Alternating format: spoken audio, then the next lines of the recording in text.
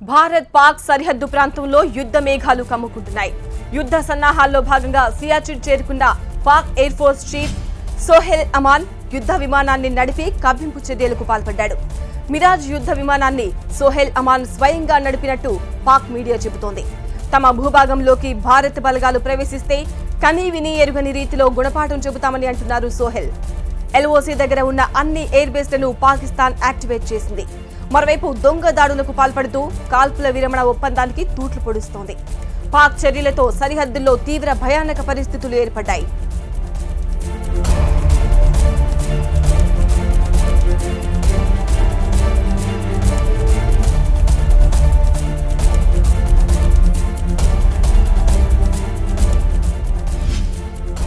పాకిస్తాన్ చర్యలను తిప్పికొట్టేందుకు భారత్ కూడా సర్వసన్నద్ధంగా ఉంది. భారత గగనతలంపై పాక్ విమానాలు ఎగిరితే తడాఖా చూపిస్తామని ఇండియన్ ఎయిర్ ఫోర్స్ హెచ్చరించింది. సికార్ద్ ఎయిర్ బేస్ లో పాక్ ఎయిర్ ఫోర్స్ చీఫ్ పర్యటనను భారత్ లైట్ గా తీసుకుంది. భారత కాల్పుల్లో పాక్ ఆర్మీ బంకర్లు ధ్వంసమైన దృశ్యాలను సైన్యం విడుదల చేసింది. దీనిపై ఎలా జవాబు ఇవ్వాలో తెలియక పాక్ పిరికిపంద చర్యలకు పాల్పడుతోంది. పాకిస్తాన్ మీడియాలో వస్తున్న కథనాలను భారత ఆర్మీ తోసిపుచ్చింది. అయితే అన్ని రకాలుగా భారత్ సైన్యం సన్నద్ధమవుతోంది. ఏ క్షణంలోనైనా యుద్ధానికి సిద్ధంగా ఉండాలని Indian air force chief Dhanoa సిబ్బందికి లెటర్ రాశారు.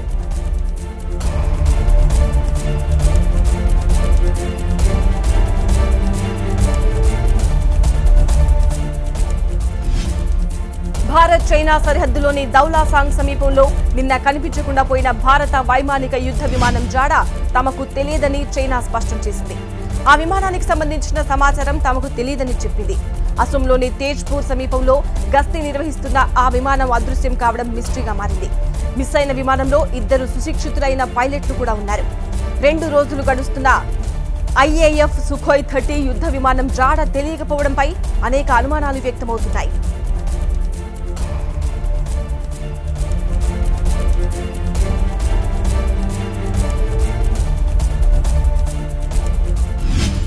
ఉత్తరప్రదేశ్లోని సహరాన్పూర్ లో నెల రోజులు కావస్తున్న ఉద్రిక్తత తొలగడం లేదు.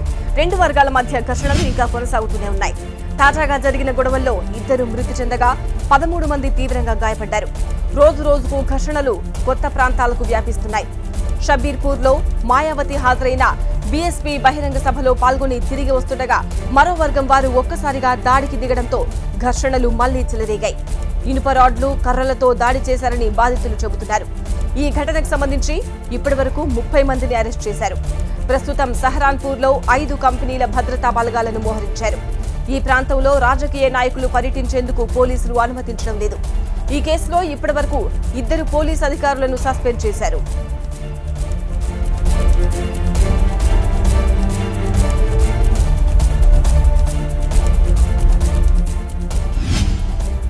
తలైవర్పై తమిళనాట ముప్పేట దాడి జరుగుతోంది.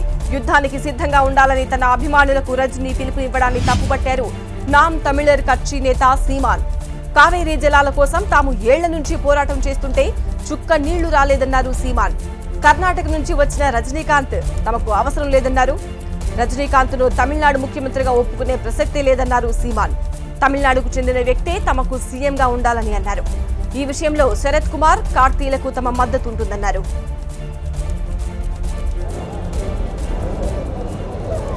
தப்பா இருக்குன்னு ரஜினிகாந்த் அவர்கள் இன்னைக்கு தான் சொல்றாங்க. நான் 8 வருஷமா பேசுறேன். அவர் சிஸ்டங்கிறாக நான் அடிப்படை அமைப்பு அப்படின்னு சொல்றேன். நாங்க அடிப்படை மாற்றம், அமைப்பு மாற்றம், அரசியல் மாற்றத்திற்கு வந்த புரட்சியாளர்கள் நான் திரும்ப பதிவு பண்றேன். இந்த சிஸ்டம் இஸ் ராங்னு நான் 8 வருஷமா பேசுறேன். இது என் உரிமை. என் வீட்டில் நான் வாழ்வது, என் நாட்டில் நான் ஆள்வது என் தார்மீக உரிமை. அதை நீங்க நல்லா கவனிச்சுக்கணும். ஒவ்வொரு தடவையும் இதே விவாதத்தில் கூட்டி வச்சுக்கிட்டு அவர் பேசுறேன். காவிரியிலிருந்து காவிரி கர்நாடகாவிலிருந்து தமிழ்நாட்டுக்கு தண்ணி வராது. ஆனால் கர்நாடகாவிலிருந்து தமிழ்நாட்டுக்கு தலைவர் வந்துருவார், முதல்வர் வந்துருவார். తలైవర్పై అమ్మ మేనకోడలు దీప కూడా విమర్శల వర్షం కురిపిస్తున్నారు. రజనీ రాజకీయాల్లోకి వచ్చి ఎవరిని ఉద్ధరిస్తారని ప్రశ్నించారు దీప. తమిళనాట రాజకీయ వ్యవస్థను చక్కదిద్దాలని అంటున్న రజనీకాంత్ ముందు సినిమా రంగాన్ని చక్కబెట్టాలని సూచించారు. తమిళ నేతలపై విమర్శలు చేసే హక్కు రజనీకి లేదన్నారు దీప. నడిగర్ సంఘం సభ్యుల కష్టాలను ఎన్నడూ ఆయన పట్టించుకున్న పాపన పోలేదన్నారు. రాజకీయాల్లోకి వచ్చే ముందు నడిగర్ సంఘానికి చెందిన 3 ప్రధాన సమస్యలను పరిష్కరించాలని సవాల్ విసిరారు. 40 ఏళ్లకు పైగా సినిమాల్లో నటించిన రజనీకాంత్ కోట్లు సంపాదించారని, కానీ తమిళుల సంక్షేమం కోసం ఎన్నడూ ప్రయత్నించలేదన్నారు.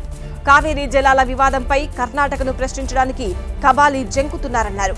తమిళ ఈలంపై కూడా తన వైఖరిని స్పష్టం చేయాలన్నారు.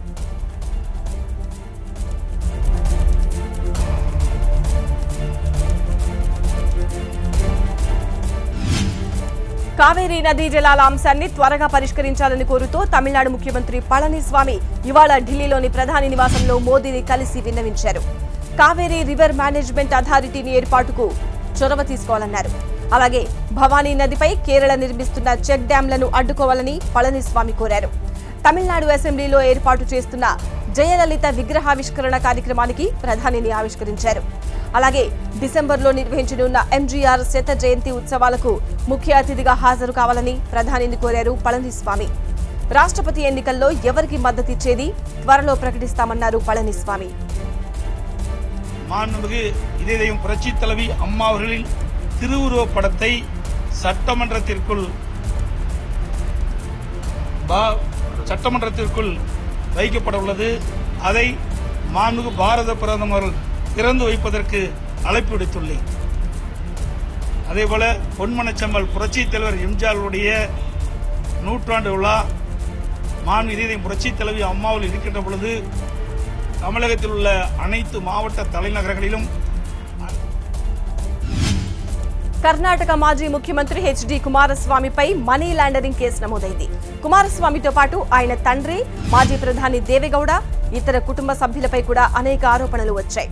దీనిపై విచారణ చేపట్టిన ఐటీ అధికారులు దేశ విదేశాల్లో వారు పెట్టిన పెట్టుబడుల వివరాలపై ఆరా తీసి ప్రశ్నిస్తున్నారు. ఇప్పటికే లోకాయుక్తలో నమోదైన ఓ కేసు విషయంలో కుమారస్వామిని సిట్ అధికారులు విచారించారు. ఇప్పుడు మళ్లీ ఈడీ కేసును ఎదుర్కొంటున్నారు.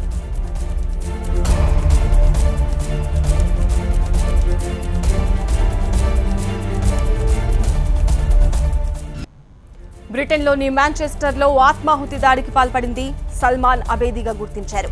22 ఏళ్ల సల్మాన్ తల్లిదండ్రులు లిబియా నుంచి బ్రిటన్కు వలస వచ్చారు. ఐసిస్ ఉగ్రవాదానికి ప్రభావితమైన ఈ యువకుడు 22 మంది ప్రాణాలు తీశాడు. సల్మాన్ కు సహకరించిన మరో వ్యక్తిని బ్రిటన్ పోలీసులు అరెస్ట్ చేశారు. బ్రిటన్లో మరోసారి ఉగ్రదాడి జరిగే అవకాశం ఉందని ఆ దేశ ప్రధాని థెరిసా మే స్వయంగా ప్రకటించారు. దీంతో లండన్తో సహా ప్రధాన పట్టణాల్లో భద్రత పెంచారు. మాంచెస్టర్లోనే సల్మాన్ కుటుంబం నివాసం ఉంటున్నట్టు గుర్తించారు. ఆ ఇంటిని పోలీసులు సీజ్ చేశారు. బాంబు పెట్టి డోర్ను పేల్చేశారు. సల్మాన్ ఇంటి నుంచి పలు ఆధారాలు సేకరించారు. 2005 తర్వాత బ్రిటన్లో ఇదే అతిపెద్ద టెర్రర్ దాడిగా ప్రకటించారు. మాంచెస్టర్ అరియానా గ్రాండ్ పాప్ షోను టార్గెట్ చేసింది తమ సైనికుడే అని ఐసిస్ ప్రకటించుకుంది. ఈ దాడిలో చిన్నారులు పెద్ద సంఖ్యలో చనిపోవడం అందరినీ కలిచివేసింది.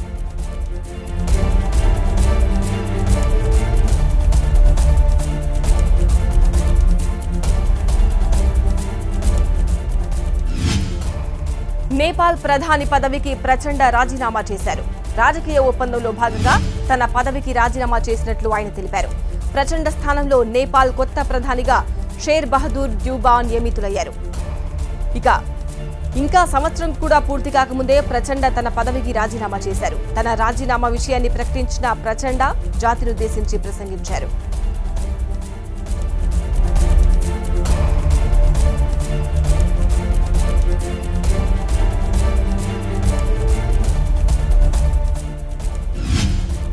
చార్ధామ్ యాత్రలో విషాదం చోటు చేసుకుంది. మధ్యప్రదేశ్ కు చెందిన భక్తులతో ఉత్తరకాశీ నుంచి గంగోత్రికి వెళ్తున్న బస్సు నాలుపాని దగ్గర భగీరథ నదిలో పడిపోయింది. ఈ ఘటనలో 22 మంది ప్రయాణికులు చనిపోయారు. మరో 9 మందిని సహాయక సిబ్బంది రక్షించారు. ఇండో టిబెటన్ సరిహద్దు పోలీసులు, ఎన్డీఆర్ఎఫ్ సిబ్బంది రంగంలోకి దిగి మృతదేహాలను వెలికితీశారు. ఈ ఘటనపై ప్రధాని మోదీ స్పందించారు. మృతుల కుటుంబాలకు 2 లక్షల రూపాయల పరిహారాన్ని ప్రకటించారు. తీవ్రంగా గాయపడ్డ వారికి పీఎం నేషనల్ రిలీఫ్ ఫండ్ నుంచి 50,000 రూపాయలు ప్రకటించారు.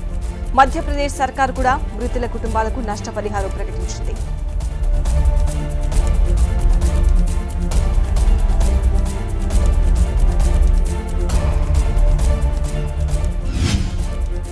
మూడు రోజుల అమిత్ షా టూర్తో ఉత్సాహపడుతున్న బీజేపీ గాలిని ఒక్క ప్రెస్ మీట్తో తుస్సుమనిపించారు కేసీఆర్.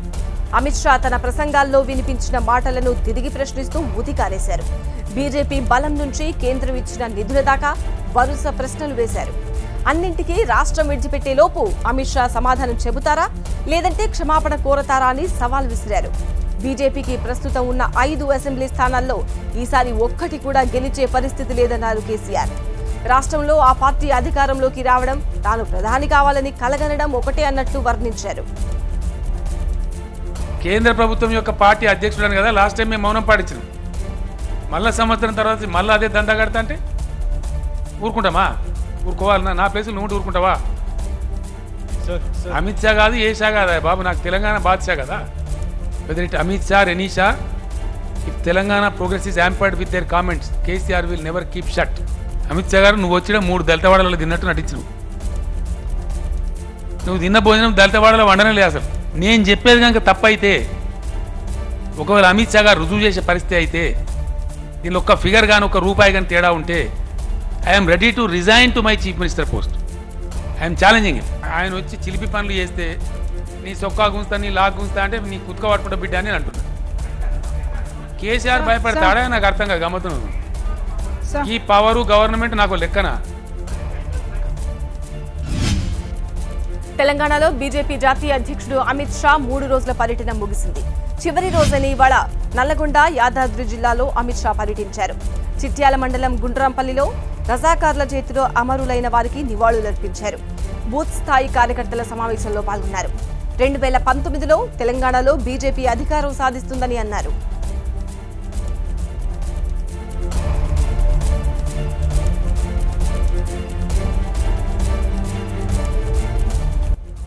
టీడీపీకి కార్యకర్తలే బలమన్నారు ఆ పార్టీ జాతీయ అధ్యక్షుడు చంద్రబాబు.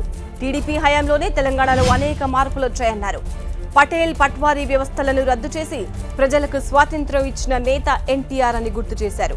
టీటీడీపీ కార్యకర్తలకు తాను ఎప్పటికీ రుణపడి ఉంటానని అన్నారు చంద్రబాబు. హైదరాబాద్ నాంపల్లి ఎగ్జిబిషన్ గ్రౌండ్స్ లో జరిగిన మినీ మహానాడులో ఏపీ ముఖ్యమంత్రి చంద్రబాబు పాల్గొన్నారు. ఈ సందర్భంగా 8 తీర్మానాలను ప్రవేశపెట్టారు.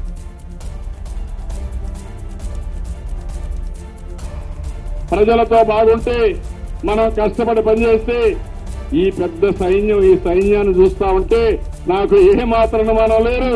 ఎవరు కూడా మనల్ని ఇగ్నోర్ చేసే పరిస్థితి కూడా లేదు. అంత పెద్ద ఎత్తున మీరు ఇక్కడ ఉన్నారు. కష్టపడి పనిచేద్దాం, సమిష్టిగా ముందుకు పోదాం. పొత్తులనే విషయం ఎన్నికల ముందు ఆలోచిద్దాం. ఈ రోజు మీరు చేయాల్సిన పని ప్రజలతో మమేకం కండి, పార్టీ సమిష్టి నిర్ణయాలు తీసుకోండి, అందరూ కలవండి, నిరంతరం పోరాడండి.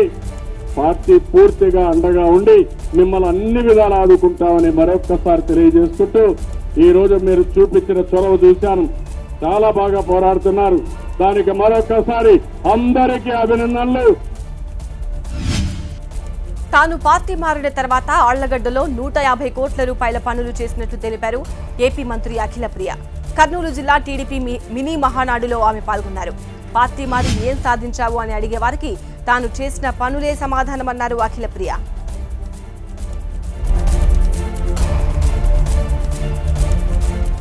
చాలా గర్వంగా ఉంది. ఎందుకంటే పార్టీ మారిన తర్వాత చాలా మంది మీరు అధికారం కోసం పార్టీ మారారా, లేకపోతే మీరు మంత్రి పదవి కోసం పార్టీ మారారా, లేకపోతే మీకు ఏమైనా డబ్బులు ఇచ్చినారా అని చెప్పి చాలా మంది మేము పార్టీ మారినప్పుడు విమర్శలు చేశారు. ఈ రోజు చాలా గర్వంగా మరి నేను పార్టీ మారిన తర్వాత ఎటువంటి అభివృద్ధి చేస్తామని కూడా మేము చేసి చూపెట్టడం కూడా జరిగింది. నేను మరి పార్టీ మారిన తర్వాత 150 కోట్ల రూపాయలు ఆలగడ్డలో ఖర్చు పెట్టడం జరిగింది. నిజంగానే ఎవరైనా పార్టీ మారిన తర్వాత మీరు ఏం చేశారు అని వేలెత్తి చూపెట్టకుండా ఈ రోజు మేము పనులు చేస్తున్నామంటే దానికి కారణం కూడా మరి ముఖ్యమంత్రి గారు. బీజేపీ జాతీయ అధ్యక్షుడు అమిత్ షా రేపు ఏపీ పర్యటనను వ్యతిరేకిస్తూ కాంగ్రెస్ నేతలు ఆందోళనకు దిగారు. కాంగ్రెస్ నేత మల్లాది విష్ణు ఆధ్వర్యంలో కాంగ్రెస్ నేతలు ధర్నాకు దిగారు. ఏపీకి ప్రత్యేక హోదా విషయంలో బీజేపీ సర్కార్ మోసం చేసిందని ఆరోపిస్తూ అమిత్ షా గో బ్యాక్ అంటూ నినాదాలు చేశారు.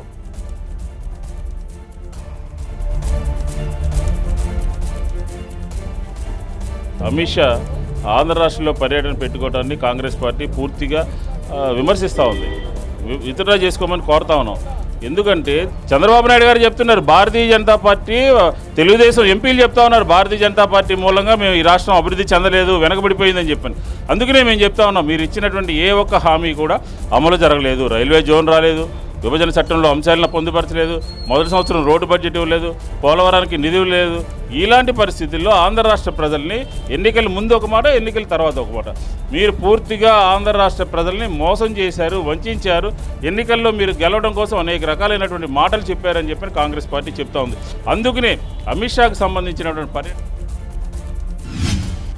ఇతరులు సాధించిన దాన్ని తనదిగా చెప్పుకోవడంలో బీజేపీ ముందుంటుందన్నారు సిపిఎం జాతీయ ప్రధాన కార్యదర్శి సీతారాం యేచూరి.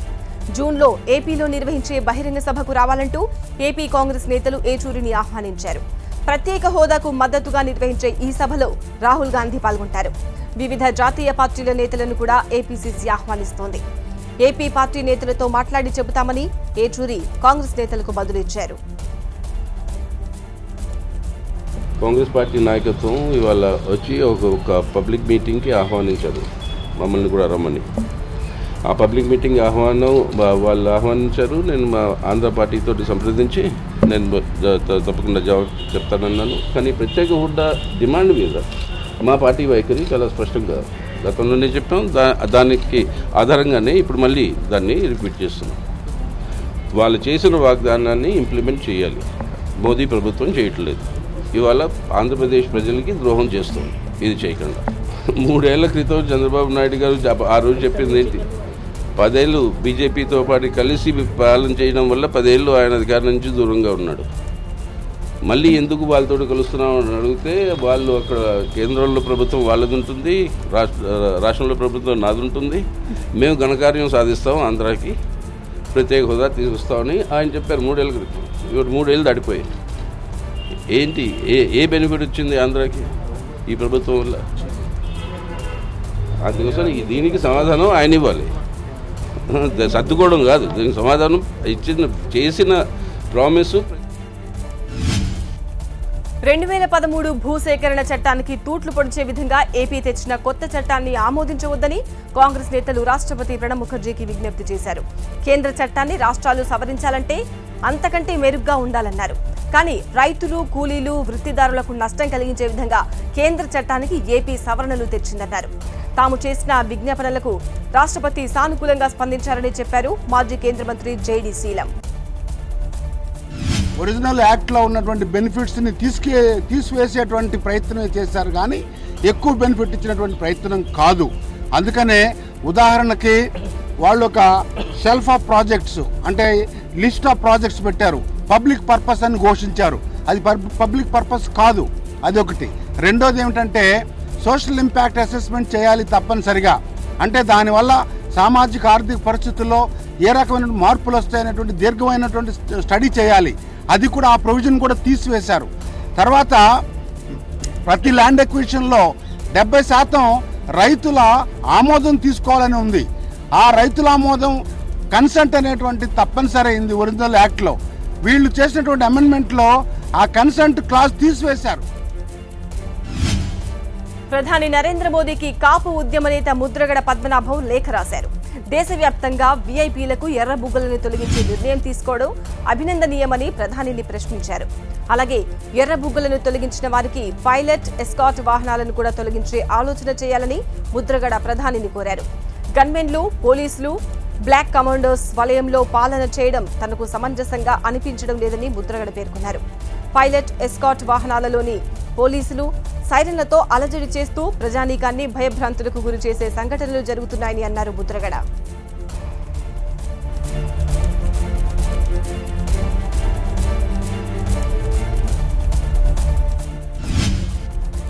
అమ్మాయిల వెంటపడి అకృత్యాలకు పాల్పడే మృగాళ్ల అంగాన్ని కోసేయాలని సంచలన వ్యాఖ్యలు చేశారు ఏపీ మహిళా కమిషన్ చైర్పర్సన్ నన్నపనేని రాజకుమారి. ఇంట్లో నుంచి వెళ్లేటప్పుడు చాకులు దగ్గర పెట్టుకోవాలని, మృగాళ్లు మీద పడితే అంగాన్ని కోసేయాలని సూచించారామె. కేరళలో కూడా ఇలాంటి ఘటనే జరిగిందని, అక్కడి సీఎం కేసు లేకుండా ఆ మహిళకు మద్దతిచ్చారని గుర్తు చేశారు నన్నపనేని. విశాఖ ఏజెన్సీలో గ్యాంగ్ రేప్ బాధితులను పరామర్శించారు రాజకుమారి.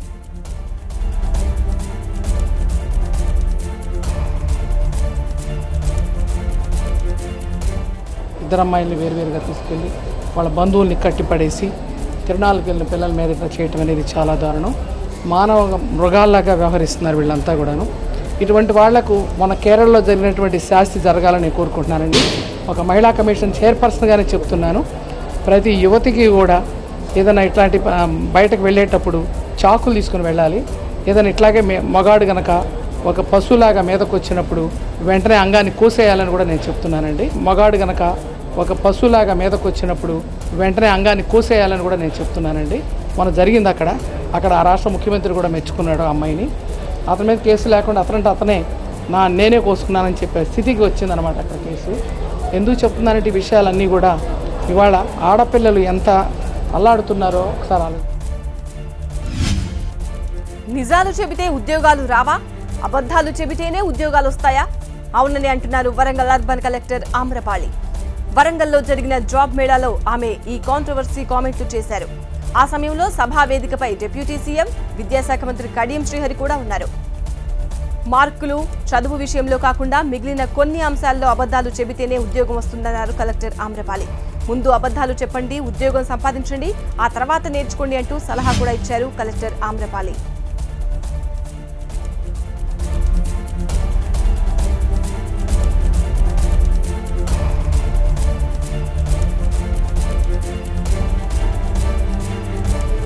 గుర్తుంచుకోవాల్సింది ఏంటంటే ఇంటర్వ్యూస్లో ఇది నేను లాస్ట్ టైం కూడా ఒకసారి జాబ్ మేళకు వచ్చినప్పుడు చెప్పాను, మరి అక్కడ ఉన్న వాళ్ళు మళ్ళీ వచ్చారో లేదో నాకు తెలీదు.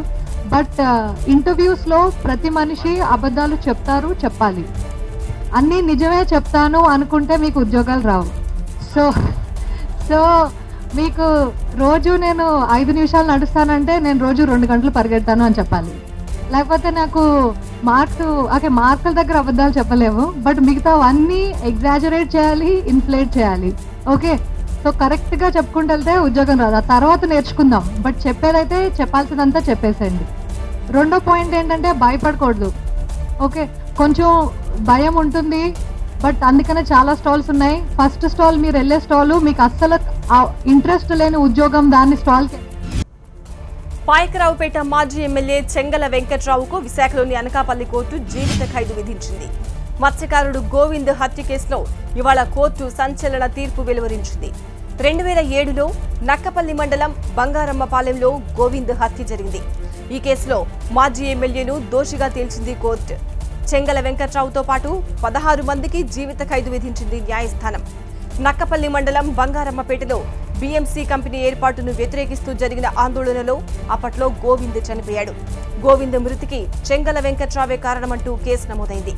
సుమారు 10 ఏళ్ల తర్వాత ఈ కేసులో మాజీ ఎమ్మెల్యేకు జీవిత ఖైదు విధిస్తూ కోర్టు సంచలన తీర్పు వెలువరించింది.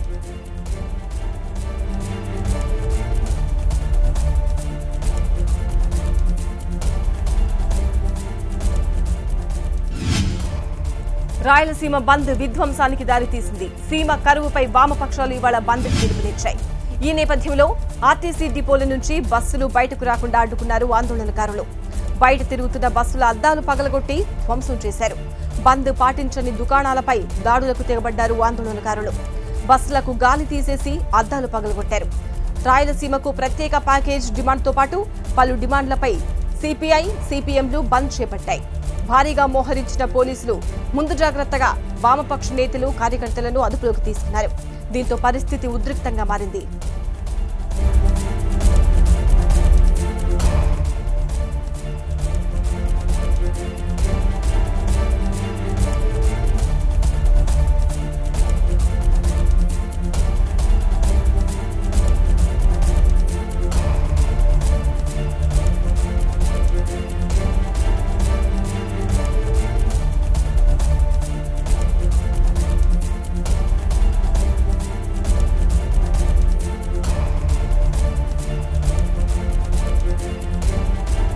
ఇన్పుట్ సబ్సిడీ 2వ తారీఖు నుంచి వెంటనే ఇవ్వాలా.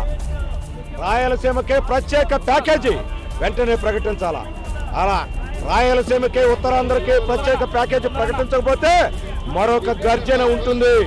ఈ ప్రభుత్వానికి మేము హెచ్చరిక చేస్తున్నాం, మరొక గర్జన ఉంటుంది.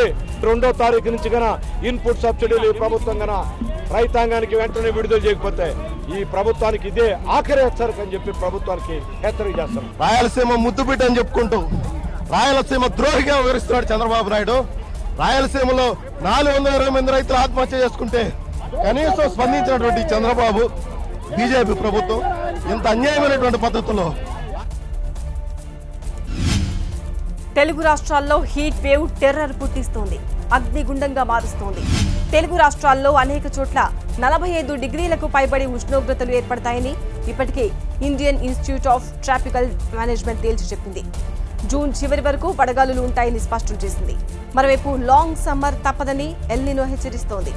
ఇంత ఎండ తీవ్రతకు ఒక్కసారిగా ఆకస్మిక వర్షాలు, పిడుగుపాట్లు తప్పవంటున్నారు వాతావరణ శాఖ అధికారులు. అన్ని చోట్ల 40 డిగ్రీలు దాటి 46 డిగ్రీలకు పైగా నమోదవుతున్నాయంటున్నారు అధికారులు.